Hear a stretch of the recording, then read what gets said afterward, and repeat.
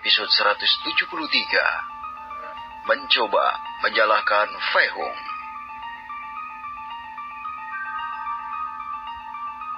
Pada saat ini, Fei Hung menyadari bahwa Luo Wen mencoba menggerakkan tangannya sedikit demi sedikit sambil mengeluarkan sebuah benda. Kalau aku tidak salah, itu gumam Fei Hung ketika dia menyadari bahwa Luo Wen memecahkan sepotong kecil batu giok menjadi bentuk tablet kecil. Fei Hung tersenyum ketika dia melihat potongan batu giok itu berhenti bersinar dan menjadi suram. Angin yang gelap dan menyeramkan menghilang ke udara, membiarkan cahaya kembali menerangi pusat kota Tianyun. Apakah ini sudah berakhir? Sepertinya. Penguasa kota Wangshu dan yang lainnya bertanya-tanya dengan rasa ketidakpercayaan masih akan memenuhi pikiran mereka. Seolah-olah tidak ada yang terjadi barusan. Kabut gelap dan menakutkan yang ada beberapa detik yang lalu menghilang seketika. Tapi tubuh Luo Wen yang tidak bergerak dan yang lainnya masih ada di sana. Pada saat ini, Fei Hung melihat mereka semua, melihat ekspresi khawatir, tercengang, kagum, takut, dan bahkan tidak percaya dari masing-masing dari mereka. Masing-masing dari mereka dapat melihat bahwa di mata Fei Hung hanya ada ketidakpedulian dan kurangnya jenis emosi, seolah-olah semua yang telah dia lakukan tidak mempengaruhinya. Dia telah membunuh ratusan seniman bela diri dan masih mengeluarkan aura menakutkan itu. Namun, mereka dapat melihat bahwa Fei Hung bahkan tidak menunjukkan penyesalan sedikit pun karena telah mengambil begitu banyak nyawa manusia dengan tangannya sendiri. Wangshu dan kedua leluhur lainnya tidak bisa tidak melahirkan pemikiran apakah Fei Hung akan membiarkan mereka hidup setelah menyaksikan peristiwa seperti itu, saat dia terus menatap mereka dengan tatapan acuh tak acuh. Fei Hung mengerutkan kening dan berbalik menghadap satu arah. Segera dia tersenyum kecil. Siapa yang berani mengganggu dewa ini? Tekanan yang sangat luar biasa muncul dan menyebar ke seluruh kota, mencegah seseorang untuk terus berdiri dan berlutut saat mereka mencoba bernafas dengan berat. Semua orang merasakan tekanan yang mulai menghancurkan tubuh mereka dengan mengerikan, mencoba menekan organ dalam mereka dan membuat mereka jatuh ke tanah. Fei Hung menyipitkan matanya dan dengan cepat mengangkat tangannya dan mengarahkannya ke tempat mereka semua berada, mengangkat penghalang untuk membungkus mereka dalam lingkaran perlindungan sehingga mereka tidak akan terpengaruh oleh tekanan. Semua orang dalam kelompok Lin Bai bisa bernafas dengan nyaman begitu tekanan mengerikan itu hilang dari mereka. Mereka menyadari bahwa Fei Hung lah yang melakukan sesuatu untuk melindungi mereka, karena tangannya menunjukkan ke arah mereka. Sebuah penghalang energi yang tipis dan hampir tak terlihat ada di sekitar mereka. Sebaliknya, kelompok Luo Zheng dan King Zhen semakin dihancurkan seiring berjalannya waktu, membuat mereka memuntahkan darah dari mulut mereka.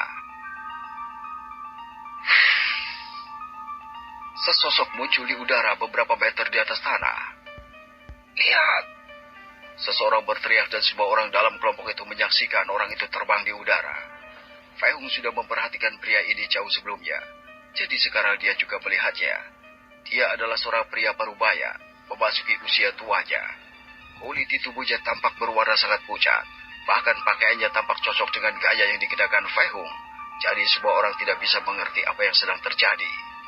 Namun, mereka segera menyadari sesuatu. Pria itu terbang tanpa menggunakan pedang terbang.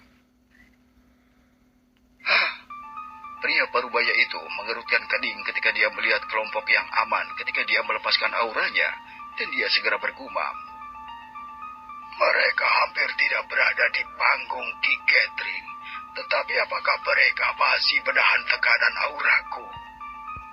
Pria parubaya itu segera menyadari ada penghalang energi yang melindungi mereka.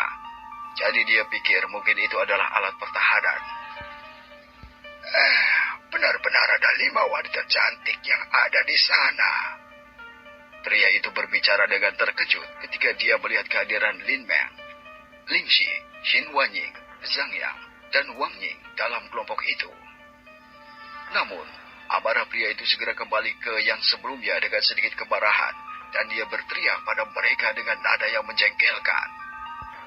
Di mana bocah-bocah keluarga Luo? Beraninya mereka membangunkanku dari pemulihanku. Dewa, kami adalah pelayanmu. Terdengar suara yang keras dan lemah menarik tatapan pria parubaya itu. Pria parubaya itu menggerakkan matanya dan memperhatikan Luo Wen yang telah berbicara. Mengamati keadaan orang-orang di sekitar Luo Wen, pria parubaya itu menarik auranya dari mereka dan bertanya dengan kesal. Di mana bocah Luo Peng itu? Luo Wen tidak membuang waktu lagi dan berkata dengan tergesa-gesa. Pelayan, ini adalah keturunan Luo Peng. Luo Peng adalah kakek buyutku. Pria parubaya itu mengangguk lebah ketika dia bertanya dengan sedikit kesal. Aku bertanya, mengapa kau mengganggu aku? Aku dengan tegas mengatakan kepada bocah Peng yang bodoh itu bahwa kecuali tempatku tinggal diserang, tidak ada yang bisa menggangguku. Aku seharusnya telah memberinya sepotong batu giok dengan tanda spiritualku di atasnya. Pria parubaya itu berteriak dengan marah saat dia melihat Luo Wen. Ketika dia bangun karena batu giok yang dihancurkan Luo Wen, dia melihat bahwa tempatnya dalam kondisi baik-baik saja. Jadi dia marah dan memutuskan untuk keluar dan melihat apa yang terjadi. Dia tidak keberatan membunuh keluarga Luo jika mereka tidak memberinya alasan yang tidak bagus. Tidak, bukan itu Dewa. Luo Wen menjawab dengan ketakutan sambil menunjuk Fei Hung.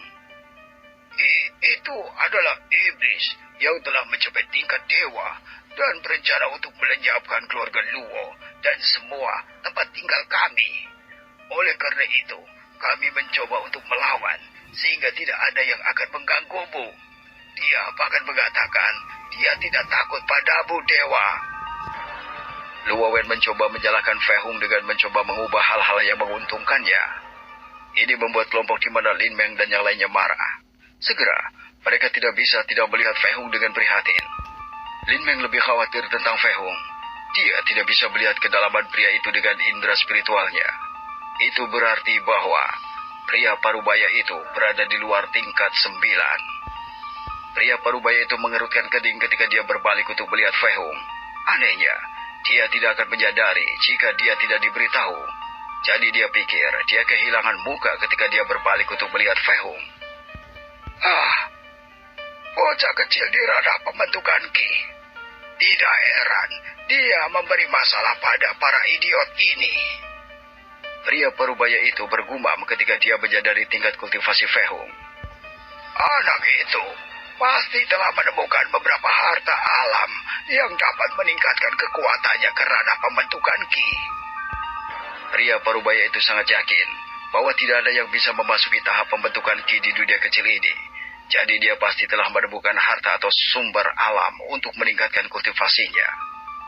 Ketika dia berpikir bahwa pemuda itu mungkin telah menemukan harta karun, pria parubaya itu bersemangat untuk berpikir bahwa Fei Hung mungkin memiliki sesuatu yang lain, apapun yang dia temukan, bahkan sesuatu untuk menyembuhkan lukanya. Hei Nah, beraninya kau mengganggu dewa ini. Tidakkah kau tahu, aku bisa membunuhmu dengan satu lambaian tanganku? Pria parubaya itu bertanya dengan kesal saat dia melemparkan auranya untuk menekan Fei Hung. Katakan padaku, apa yang kau temukan untuk meningkatkan kekuatanmu? Mungkin aku akan membiarkanmu hidup setelah ini.